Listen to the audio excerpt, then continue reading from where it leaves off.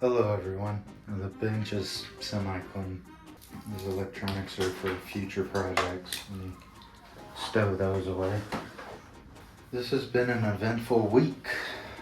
We had a release of the H10 optic. We had a bunch of building done on the bench.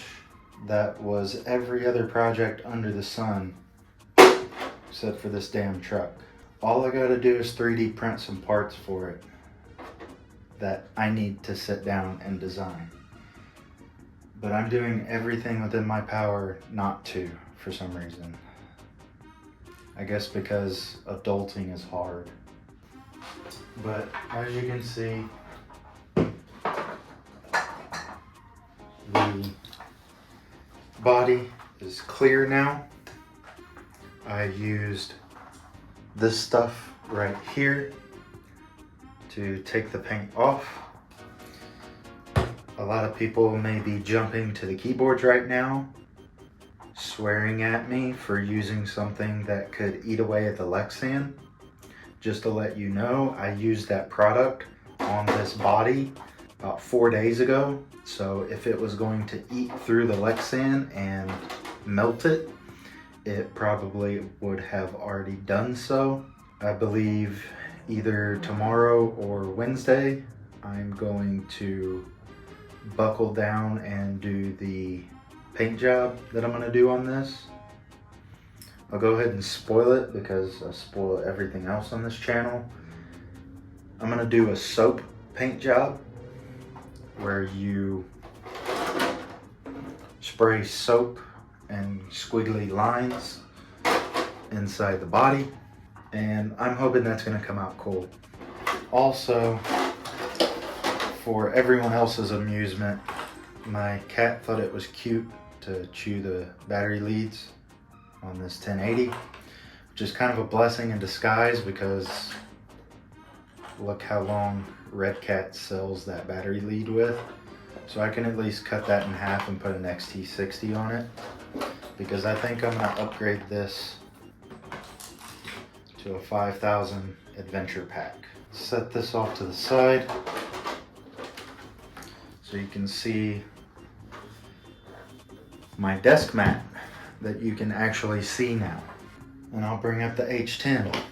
I'll take you on a little adventure, and I'll also turn on the light here and get up close and personal with it so you can see as true of the tone of the dyed cage as I can get on camera. I really like it. It's green, so that's checkbox number 1 done. But it wasn't without its mishaps. All right, let me set you down real quick. I don't want to be juggling you around all the time. This thing wasn't without its mishaps. I almost wanted to chunk it off the 24th floor. First try, I had this in one of those turkey-sized aluminum baking pans, like aluminum foil, not like hard metal, and had it 7/8 of the way full with water and dye with the parts in it. And I was gonna slide it into the oven to sit and bake at 350 for about an hour to keep the water at that boiling temperature. Makes sense to me, at least. And about halfway getting it over to the oven, the pan collapsed and water went all over the kitchen. Had to spend an hour and a half cleaning that up.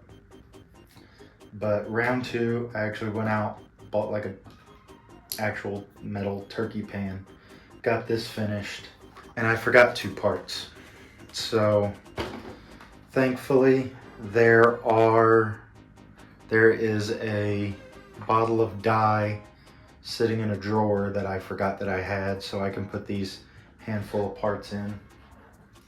Where did there they are.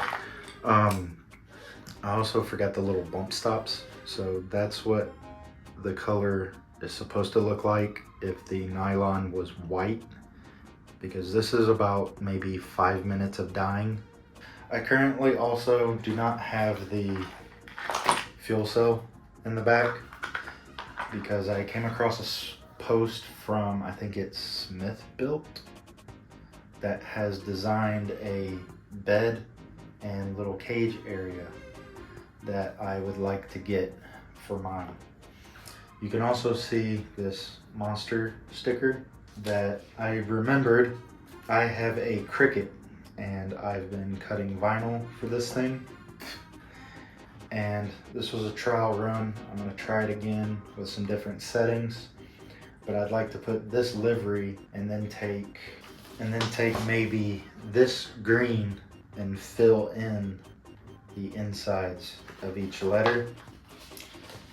And then it'll be done for the most part. I can actually like run it and drive it. I have other plans for it, but it's all gonna take time. Last vehicle before I put the TRX4 back on the bench is this heap of wiring and mess, which is the IERC Merge Evo? No, Merge Empire? Merge Empire, I think. This was really fun. This was quite a fun build, and it was quite a fun thing to run. I got a text from some local guys that wanted to run these style of rigs that they had just gotten built and put together. And as I'm talking, you'll probably see some running footage speckled in. And this thing is ridiculous. As those things that you see on Instagram of rigs just sitting on vertical walls, hopping side to side, and then just finally scooting up, as these things do stuff like that. And it's really trippy actually driving it and making it do those crazy things that you see on Instagram.